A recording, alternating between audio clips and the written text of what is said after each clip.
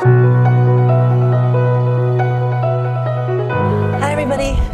Thank you for coming out, and thank you, AIA Florida, for having me. It's really a pleasure to be here. I'm a co-founding principal of N Architects. We're based in Brooklyn, and my talk is called Buildings and Almost Buildings because it's about the two sides of our brain. We are very interested in the physical aspects of architecture, constructability, material, innovation, pushing fabrication techniques. We are also equally interested in the intangible aspects of architecture, the way in which architecture can respond to the environment, the way that architecture can change according to use or change according to how someone might appropriate our work. And so that's where the almost building comes in.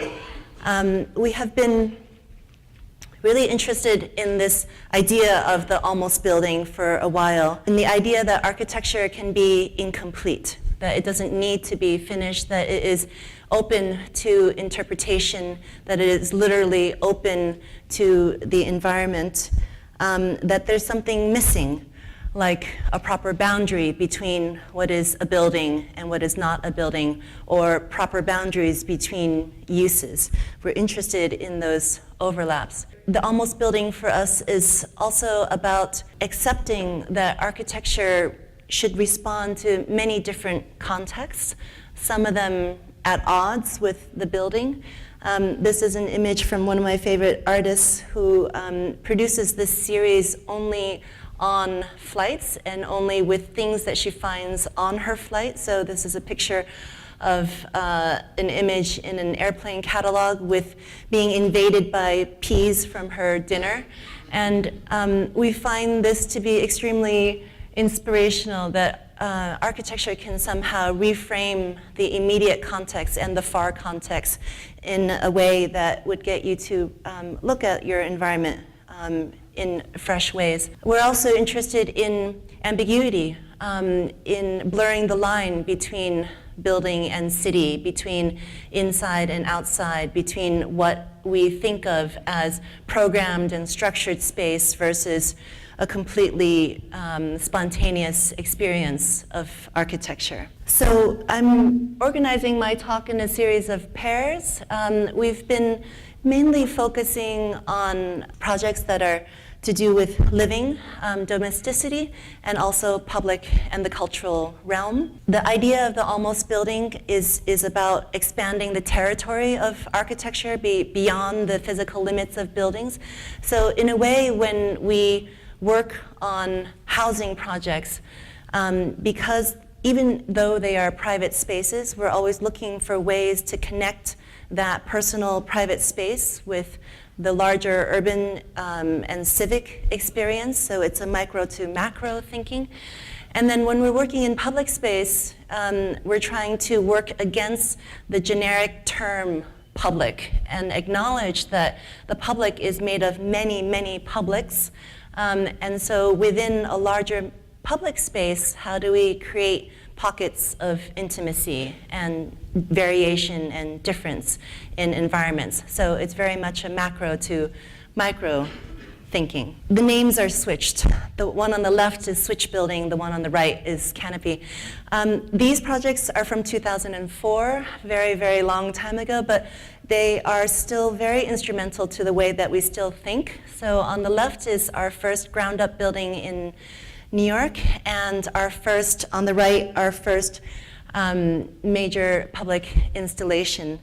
They look very different, but in our minds they are the same because they are the same approach, which is basically using one material as the overriding idea, the tectonic logic, and the material expression. Canopy has offspring. From Canopy, we did Forest Pavilion in Taiwan, and then Polycentric Pavilion in Milan.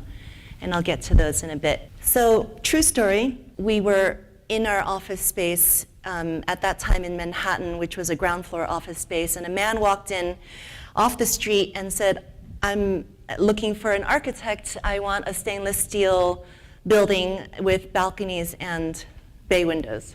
And well, he couldn't afford the stainless steel, but we were very interested in taking this typical developer wish list of balconies and bay windows and a certain material and combining it into a very cohesive idea. And so the name Switch Building was actually given by our contractor, who thought that it looked like light switches. It's basically the same floor plan all the way up, but working with the kind of efficiency and logic of development, how do we create difference and variation, even though there's a lot of repetition? So the idea of the switching bay windows is simply about variation, about a different connection to the views, about when you approach the building on the north, there's a certain way in which the panels pick up the glint of the light, and a very different experience if you approach from the south. Similarly, same apartment plan on the inside, very different kind of view and light conditions to the outside. So it's the two different apartments that you're looking at, one on one floor and one on the other floor. And so, within the logic of repetition, we're trying to create variation in very subtle ways.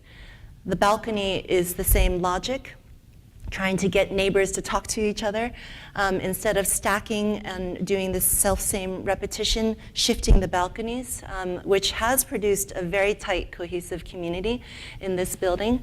And then all of it is clad with the same material of Galvalume across the PTAC panels, under the underside of balconies, really trying to push this one material to do more with less, which is the same kind of approach as our first public installation.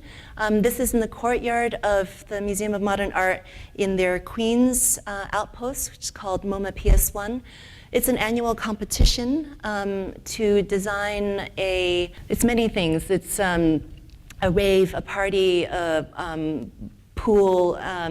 It's a kind of urban oasis in the summer at the forecourt of the museum. We simply wanted to build the biggest environment we could, and so we immediately thought about a green material to contrast with the asphalt and the gray of the concrete courtyard. And so we found a bamboo consultant online and discovered this particular species of bamboo, Philostachys aurea, which is very, very flexible. It's grown here, but we harvested this one in particular in Dudley, Georgia. It's a renewable material, and it changes. And this is an idea that we are still working with, that the ephemeral aspect of architecture is really interesting to us.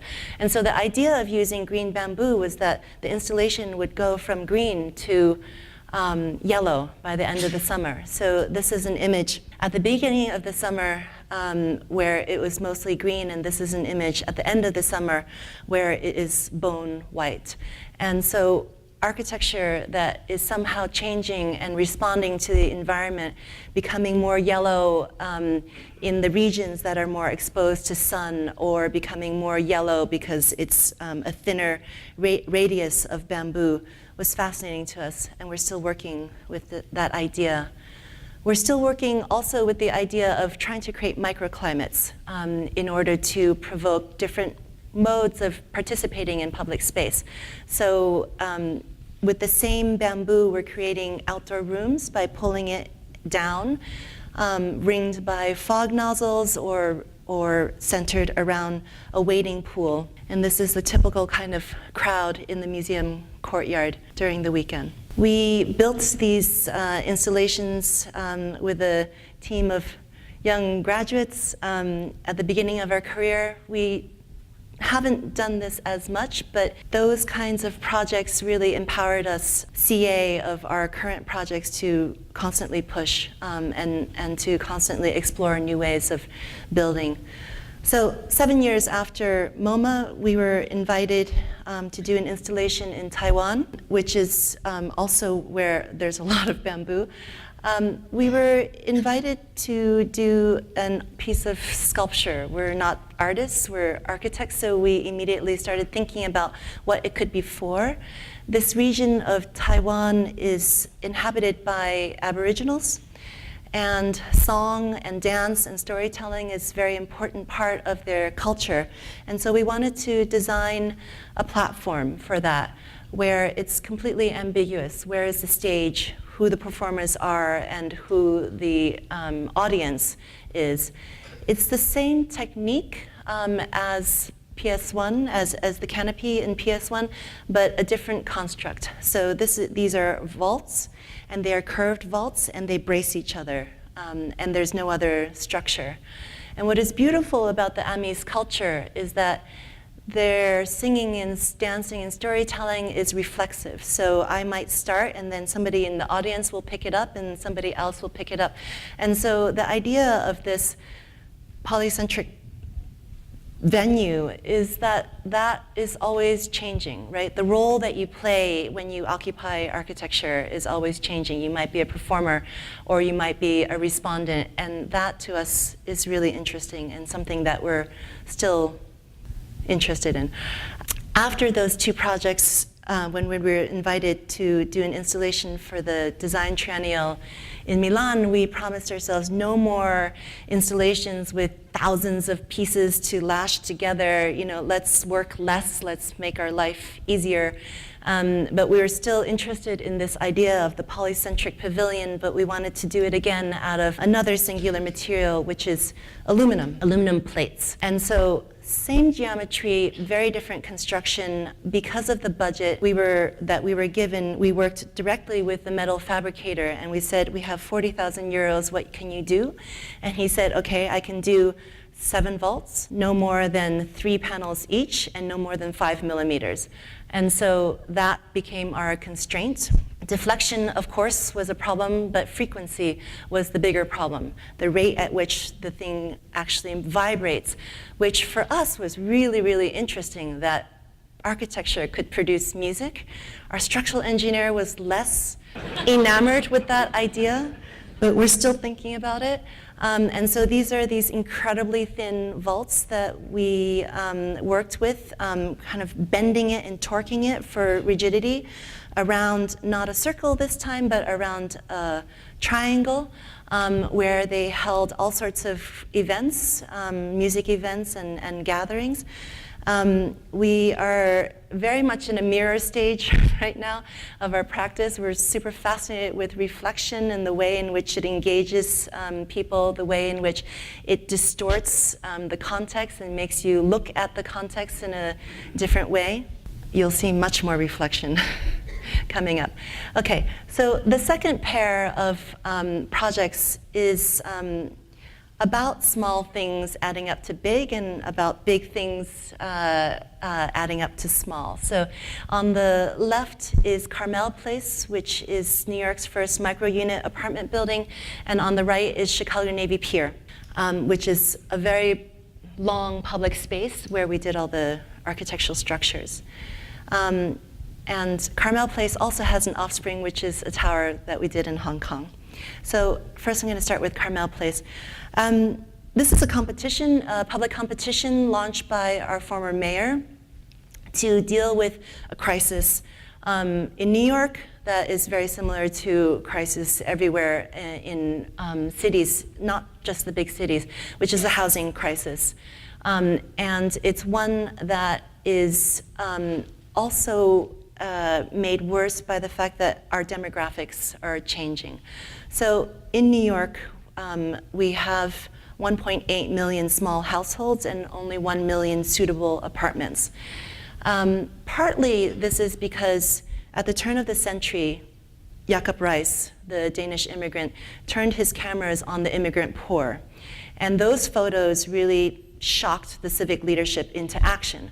And so the housing regulations that we work with are a product of that turn of the century kind of, reawakening to, regulate a minimum size of apartment, regulate minimum light and air requirements, et cetera. The paradox is that all of those are designed for the nuclear family. But our families are shrinking, and our houses and homes keep ballooning, almost doubling since the 1950s. And what is interesting is that a lot of these statistics that I'm showing you, which was research by the Citizen Housing Planning Council in New York. They focused on New York at first, but right now at the National Building Museum in DC, there's an exhibit about the national statistics.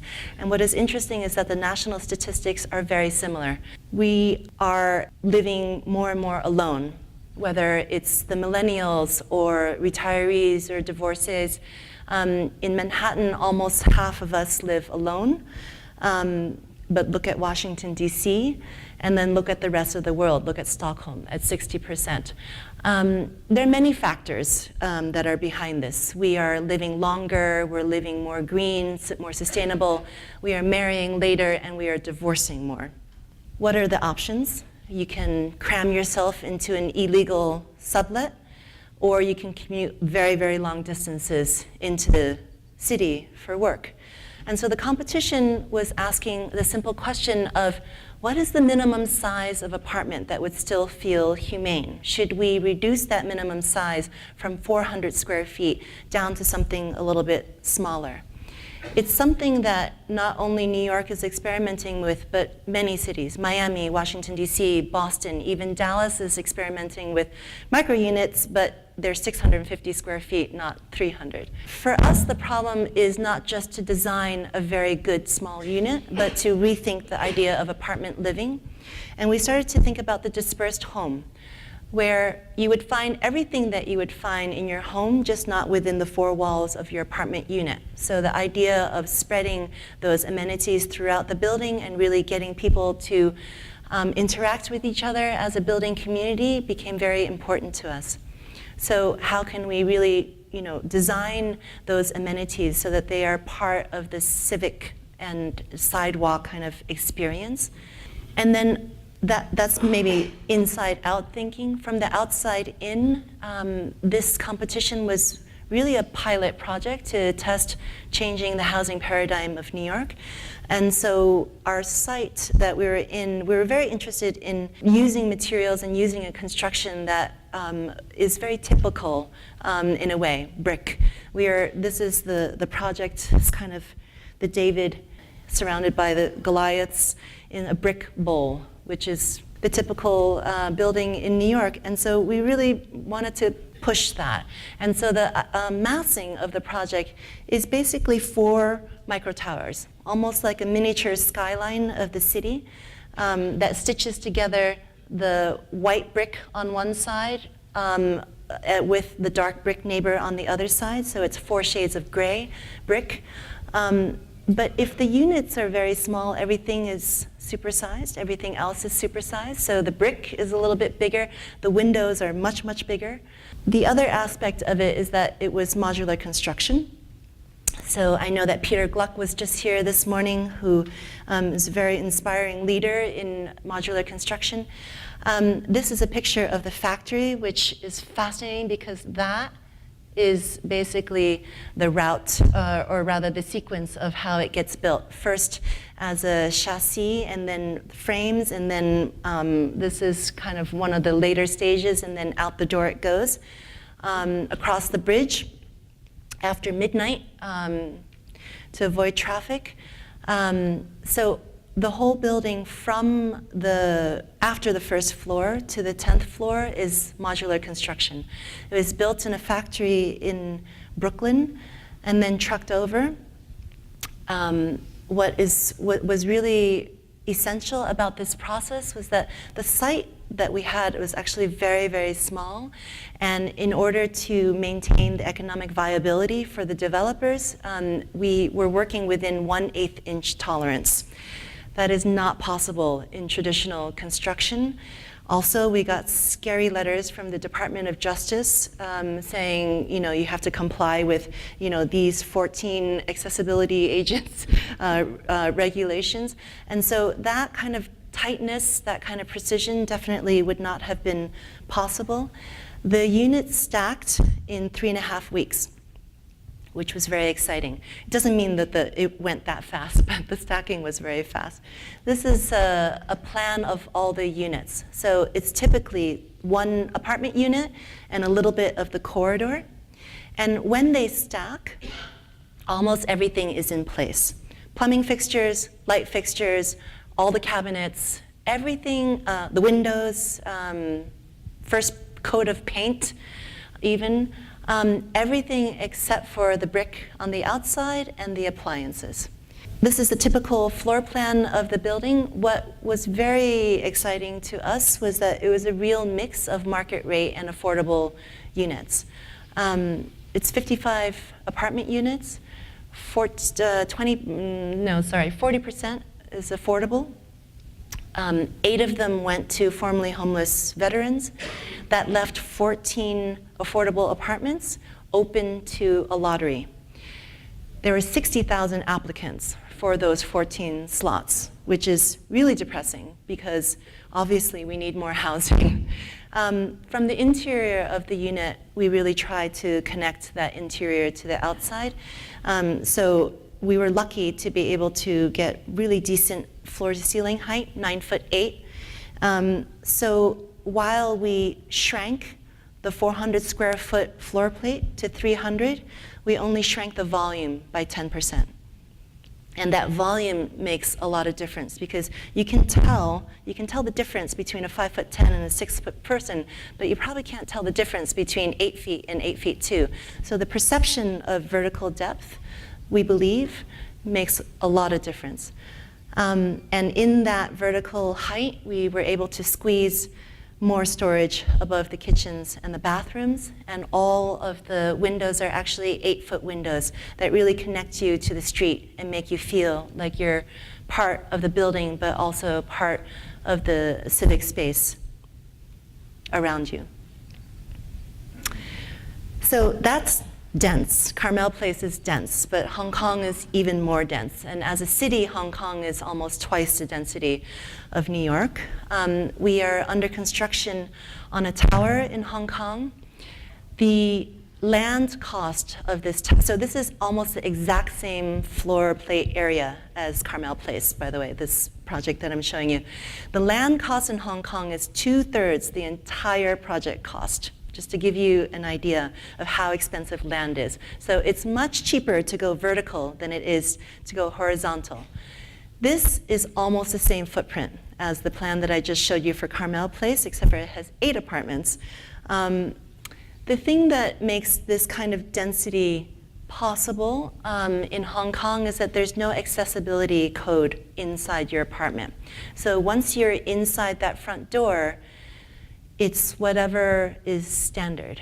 And in Hong Kong, these are not considered micro units. They are simply market rate studio apartments. Our initial impression of Hong Kong was it was quite lonely and alienating. These towers, these pencil towers that rise above these really active streets. And so we wanted to connect the experience of the inside to the street level. And so the underside of all the balconies are a reflective mirrored soffit so that when you arrive home at night, what you see is the reflection of sky and also the color and the vibrancy of the street below you.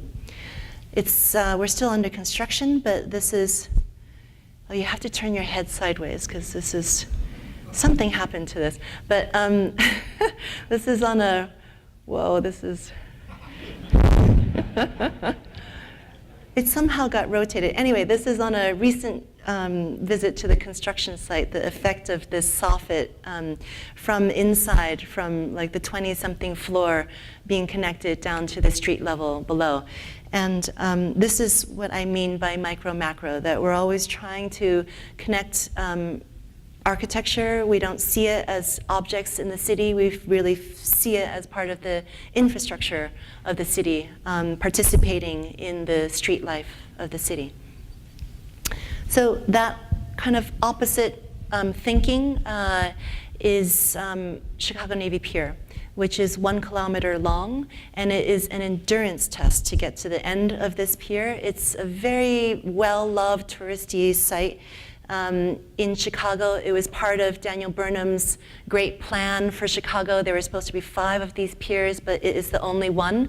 It's been everything from a military school, a military complex to a university to what it was when we started working on the project, which is the People's Pier. This is a 1990s renovation of the pier that we inherited, very, very filled with everything, with all sorts of vendors that you couldn't really see the lake. So our job was, in a way, to start erasing so that you could see the lake. And we did all the architectural structures, big ones, small ones, but they have something in common. They all somehow reflect, re-engage, reframe the city in a new way. Because of this very, very long experience of walking up and down the pier, they all change somehow. The experience of arrival is very different from the experience when you depart the pier. So the information tower, which is this first structure, is the first structure on the pier. It's a play. It's playing with scale. It looks from certain distance like a miniature version of the Chicago skyline, but it's only 45 feet tall. But we're really playing with perception, with perspective, in order to make this pier that has always felt like this kind of carnival appendix to the city, to restitch it back to the city, to make it feel more urban. So it's clad in glass with a frit, with a chrome interlayer that becomes more and more reflective as it rises. So it kind of disappears. And Chicago, the sky of Chicago in the summer is really, really blue. It's very, very gray in the winter. And we really were inspired to build architecture that reflects its natural condition, that picks it up and celebrates it. And then from the inside, there's a lighting program that responds to the cycle of the moon. It gets brighter with the full moon and more dim with the new moon. We did a series of lake pavilions also, which just started with this concept. Can we just take a slice of the lake and float it above our heads and connect the activity of the promenade to that of the lake? So there are 4 of these that are like these picture windows that frame the view of the lake again, reconnecting people to the water's edge and reflecting images of the water and images of the promenade into one surface. And if you've ever been to Chicago in the winter, the lake completely freezes over. So the appearance and the presence of these goes from white, steely gray, to Caribbean blue in the summer. And that change in architecture, that there's always a slightly different experience every time you go, is something that we're always trying to work with. This is the wave wall. It's the largest piece. It's 500 feet long. Underneath is a 30,000 square foot food and beverage concession stand. We fought a very long and hard battle with the client about this because they said, this thing is eating up too much real estate. You know, like we just want concessions. And we argued that social space is good for business. People buy food and they sit on the stairs, and it's become the destination on the pier. But more importantly, it turns the pier back to the city and is a spot from which you can kind of take a fresh look at the city and at the fireworks and all the kind of concerts that they have going on in the summer. This next pairing of projects is about the way in which we kind of engage with architecture physically, and 2 different ideas of interacting with architecture. This is a very, very early project. It's called Party Wall. So Party Wall is typically the wall that divides 2 properties from each other. This installation is about exploring what if the wall opens up a dialogue, opens up possibilities of exchange. So it works with proximity sensors. Metaphorically, it's the idea of taking the drywall off of a wall and revealing the insulation inside. And as you approach it, what is a barrier becomes a window across which you would have a dialogue. So that is a very one-to-one idea of interaction. The person triggers that interaction. This is a different idea, similar kind of motivation to get people to move and to look at architecture. This is a current project of ours, working with the same landscape architect that led the Chicago Navy Pier project, James Corner, Field Operations. This one is on the Seattle waterfront. If you know Seattle, Seattleites like to say that they have 4 seasons in one day because the weather changes so dramatically and the light is so incredibly dramatic. And so we wanted to really celebrate that because we found Seattle to be incredibly beautiful, to bring the very far scale of Mount Olympus and the skyline and the bay and to collapse it with the promenade. So very simply to bring the city to the water and the water to the city. Oops. And these are the kiosks. They're at the terminus of all these streets. The paradox in Seattle is that the further upland you are and the further away from the water you are, the more water you see. The closer to the water you are, the less water you see because all the piers are at an angle. So as you descend, your view of the water is blocked. So the idea of these urban kaleidoscopes was to correct the vision of the water. And so the angling and the massing, et cetera, works so that when you're descending from the city, you see glimpses of water. And they are subtly triangulated. And this is our version of the P's on the photo. These are very different glimpses of Seattle, the historic pier structures, the incredible light of the sky, the views of Mount Olympus and the bay beyond, and then of course the activity of the promenade all collapsed into one. So there are 4 of these marching down the promenade. The design is exactly the same, but the view and the presence and the imagery will be different for every single one, depending on your vantage point. And so this is just showing you, these are the 4, same vantage point, very, very different views and reflections collapse onto them. And then this is an example of one where you just shift your body 15 feet and you have a very different image of the kiosk. And so this is something that, it's kind of pervasive in our work. The idea of architecture responding, but also you responding to architecture, and people really engaging with architecture. This is the view from the city. So when you're descending, you actually do get glimpses of the water that you wouldn't normally have. And then in the evening, it becomes this very abstract kind of light beacon. The last 2 projects are actually both public projects, and one we just completed, the other is under construction. They both have holes in them, different holes that bring the outside in, but they're also both about our relationship to history of buildings, history of places. So the first one is on the left. It's called ADO. It's a renovation of a warehouse in Brooklyn. What's interesting about this project is that it's funded by BMW Mini, but there are no cars in sight. It's designed as a creative platform, a place for designers and innovators, and there's many programs. But so this is the building before, very nondescript kind of warehouse building. We really looked at it very, very closely, and all the openings that we created were all there before, simply enlarged. But what was also interesting to us is to update this image of an industrial building. So it is about a reconstituted mix of old industry and new industry. This cut is new, and it's on axis with the street that ends at this intersection.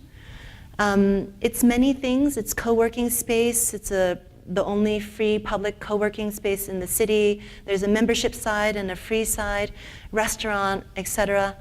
In that middle space, this middle space here, this is totally free. This is, in a sense, a hole in the building that invites people to come in to appropriate it. A lot of people from the community use this as their co-working space. It's entirely flexible. We designed the furniture to be reconfigured in different ways. It was really important to BMW Mini that it really invites people in that wouldn't normally come in. So there's a really nice mix between the member-based co-working space and the free co-working space.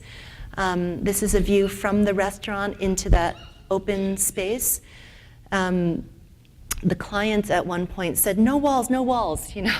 But we said, well, you need some walls to separate sound, etc. We figured it out with some theatrical curtains that do a really good job of isolating the sound. But the idea is to have events, restaurants, makers, tinkerers, etc., really commingling in this project. And the focal point is this periscope that you see on these images. When we first started working on the project, the client really wanted to have this rooftop deck bar with views of.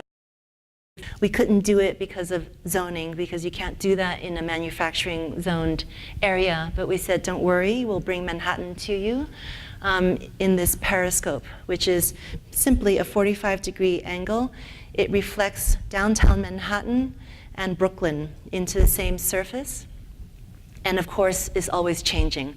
So what has made us extremely happy is that our client is obsessed with this, posts this on Instagram once a week, because the light is always changing.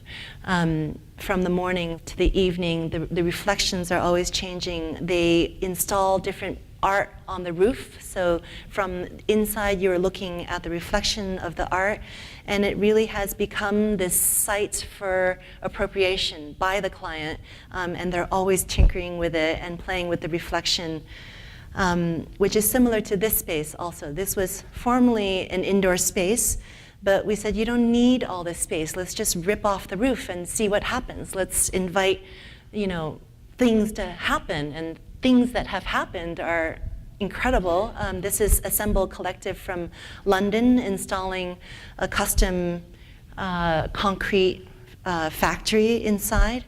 This is a recent installation by United Visual Artists. This is not our mirrored installation, but we couldn't be happier with this, because this is a beautiful example of what we wanted to happen, for artists and other designers to come in and appropriate the space, and in this case, appropriate the courtyard as their own. And this is an incredible installation of these rotating sculptures that are playing with the container that it's in. And that to us is incredibly rewarding. Another way that we were kind of stitching together different histories and layers of this project is that this building was completely graffitied. When we made all the new openings, we saved all that brick, and then we rebuilt all around the window openings with the same brick. The contractors looked at it and said, you want us to paint it, right? And we said, no, leave it. So we call it reconstituted graffiti, remix of the old and new. The graffiti artists have in places come back and re-tagged over our remixed graffiti. They didn't appreciate the subtlety of what we were trying to do, but that's also okay. Last project is the New York State Equal Rights Heritage Center. It's under construction. It also has a similar spirit in terms of how we connect to the site. So this little town in upstate New York was very, very critical for the civil rights movement. This is where Harriet Tubman died. This is where her home is, her burial ground is. It started out as a visitor center, but became something much more important. This was very challenging because this is the first building that this town has built in 60 years, the first public building, so it's extremely sensitive. This is a very historic street called South Street.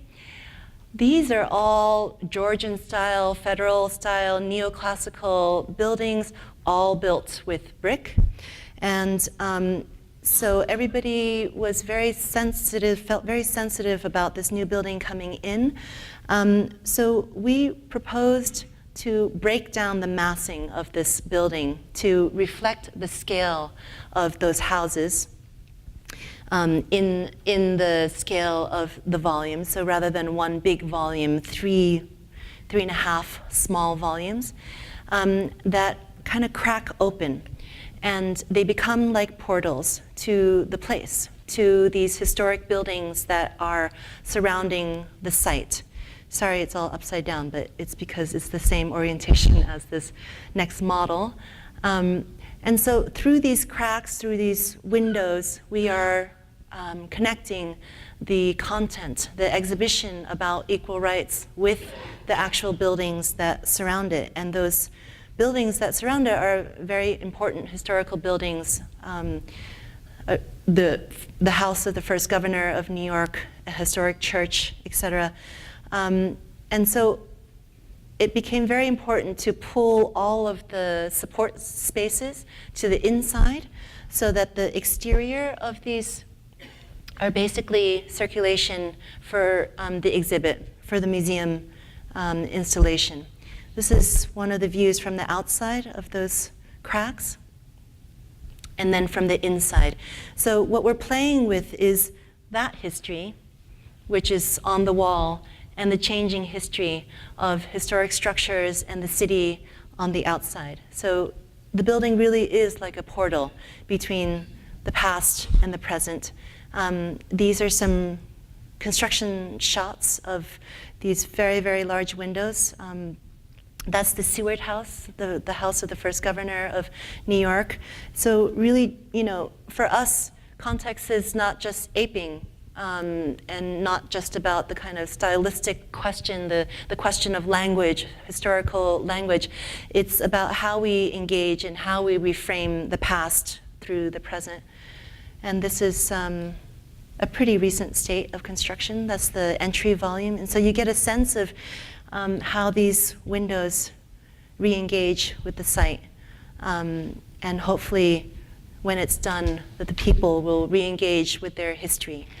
And so this idea of, or rather this obsession of ours of, really thinking about the physical and the objective ideas of architecture and the kind of subjective experience, the intangible experience of architecture, has led to a 2-year project where we redrew all of our projects. So a lot of the drawings that you see are, this 2-year drawing project, which then led to our book, which is coming out in November, called Buildings and Almost Buildings, which I hope you will enjoy. And thank you so much for listening, and enjoy the rest of your conference. I'm happy to take questions. About like buildings where glass or mirrors, the idea like that it's a very important part of the building, but then you have to put up pigeons and things. Mirrors being such an important part of your building, like what's the thought process as far as being able to keep them reflective and corrosion or problems? Yeah, we certainly dealt with that on Chicago Navy Pier, and we're dealing with it in Seattle. There's a number of things that you can do to treat the glass that are invisible to the human eye, but it's definitely something that we think about because we wouldn't want to sacrifice one thing in order to achieve another effect. So actually, the bird protection is easy. What we did not anticipate on Chicago was that in July and August, the pier is infested with spiders. And so the lake pavilions have become their #1 spot because it's reflective. Those volumes glow at night, and it's just a feast. So we didn't think about spiders and spider waste, and that's another item to now check. Yes? One is very exciting and creative. What was the biggest pushback on the project? In other words, you had creative ideas in a traditional setting. Who gave you the pushback? You can see the what? Are you talking, so the question was whether there was pushback for are you talking about the New York State Equal Rights Center project? Just any of your work, it's very Ah. exciting, very different, Yeah. non-conventional. Did you have any pushback? Always. Oh, we always get pushback. We always get pushback. The interesting story about pushback on the New York State project, you know, we're New York City architects and we're coming upstate, and you know, there's a lot of sensitivity to that, but you know, we really take very seriously the sites that we work with, and we do a lot of research about the places, et cetera. We actually found a lot of support through the State Historic Preservation Office, who, you know, from the outside, they have always seemed like these professional naysayers, but they actually really supported all of our analysis of, you know, here's all the proportions of all these houses down Smith Street, here's all the proportions of all the openings, here's how we're working with all the proportions, et cetera. So they were really supportive. But yes, we did get pushback from community people, et cetera, but you know, a lot of that was kind of a reaction to the early imagery of the project, and as they understood the kind of the subtle brick detailing that we were interested in, that is actually kind of traditional brick detailing on a contemporary face, they became more comfortable with it. Yes? Comment briefly, we heard Peter Gluck talking about the design build opportunity. How does your firm address that issue, and how far over the line you go, or do you, in terms of participating in the build? Yeah. Yeah, I was just having this conversation with Michael, who invited me. You know, we built a lot of our installations early on, and that was a very empowering experience. We have, at one point, thought about doing design build, but we decided that we were better at the design part than the build part, and I really respect Peter Gluck and I really respect design build firms, but I don't have the stomach for it. You know, because we were very, very interested in construction, we don't, you know, we do all of our detailing, so those early projects really empowered us to get very, very involved during the construction process. You know, Carmel Place, that was a first. It was our first modular. It was the modular company's first of that size. And so often we find ourselves in these situations where it's the first for everybody, and so we're all kind of working on a design build process, but as a firm, it's not for us to do that all. I think it's incredibly hard to be very good at both in one office. Yes? You mentioned the new international projects. Is it easier or more difficult to work outside the U.S.? That's a really good question, because on the question was, for the international projects, is it easier or more difficult to work outside the U.S.? It's both. I was thinking about it in terms of the Hong Kong project. Of course, we were shielded from a lot of the local permitting process, and Hong Kong is really, really strict. But at the same time, we don't have the same conversations, we don't have the same, you know, the headache that goes with working with a client very closely also comes with a lot of reward, because you're so close and communicating in that way. So I think it's really difficult to not be as close to the site and to the construction, and sometimes leaves me wondering whether we want to do more projects like Hong Kong, because we definitely did not have much control over the construction process.